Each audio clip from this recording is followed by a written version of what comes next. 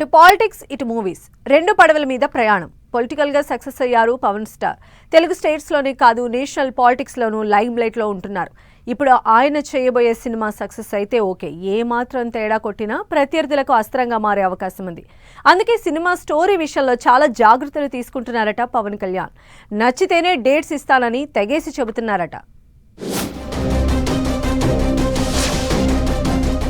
పవన్ కళ్యాణ్ నటించిన Ustaad Bhagat Singh movie release కు రెడీగా ఉంది.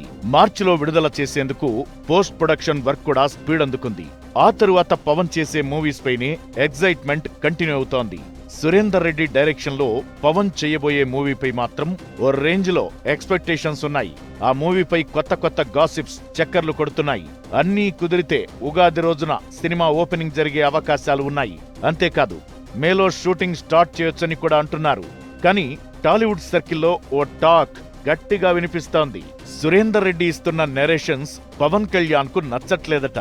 చాలాసార్లు చేంజెస్ చెప్పాడని టాక్ నడుస్తోంది. పవన్ చెప్పిన చేంజెస్ చేసి మళ్లీ నెరేషన్స్ ఇచ్చినా పవన్ సాటిస్ఫై కావట్లేదని అంటున్నారు. దీంతో సురేందర్ రెడ్డి వక్కంతం వంశీ స్టోరీపై భారీగా డిస్కషన్స్ చేస్తున్నారట.